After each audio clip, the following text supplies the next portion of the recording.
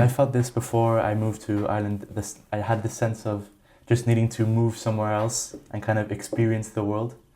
That's obviously now I when I'm there, I miss Spain and I love Spain dearly. It's especially Malaga. I love it so much, but especially probably say maybe the year or maybe 6 months before I left. Once I knew that I was definitely going to Ireland, and well, not definitely, but that was the plan, and that I was leaving.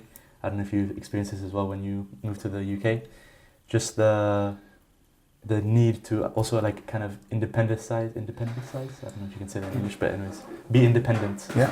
In a way. I didn't have that problem so much, but yeah, obviously you didn't.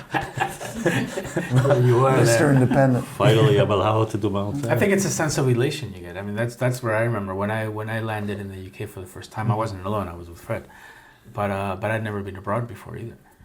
I'd been in Madrid, but always under the auspice and the umbrella of the family, which is really not the same. But when I stepped down in the UK, pretty much like Chendo, I smelled something totally different to Spain. I smelled, it was cold, it was humid, and it was night. I seem to remember it wasn't Always night. Yeah, it's always night. But the next day, the first thing I saw was trees with their leaves falling out, and yellow trees. I'd never seen yellow trees in my life because you don't get seasons here in the south of Spain. It's just either winter or summer, right?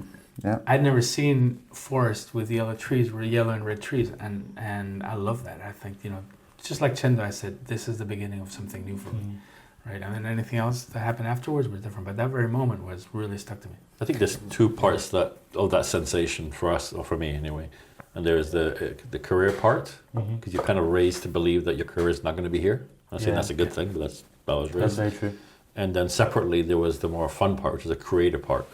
You've been reading all these books about all these adventures people had, artists had, poets had in New York, in Morocco, and wherever, in London, And here again, we lived in our imagination here because we were in this beautiful paradise, but it isn't the most creatively, it isn't that. Yeah. So this like New York or London or these sort of places, suddenly you get excited that all this stuff, all this life that's going on, all this, and isn't it? The creative juices. Totally. I mean, at that time, Malaga in the 90s, in the early 90s, was hardly a cosmopolitan hub. It was a tourist hub.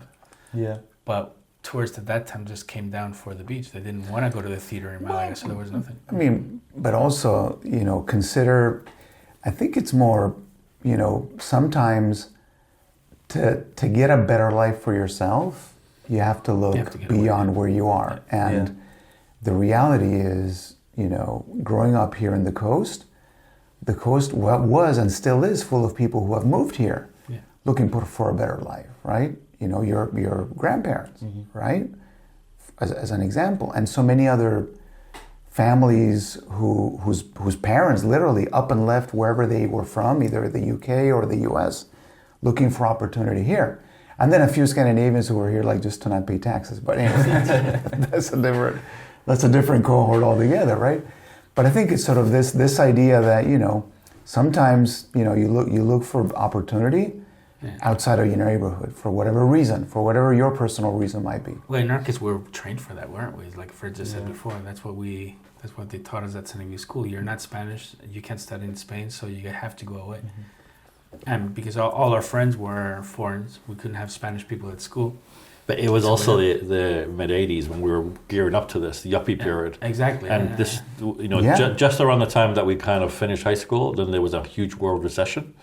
But up to that point, the idea was you'd go do a degree in economics and become a millionaire, a Yuppie, and have $1 million and get a Ferrari.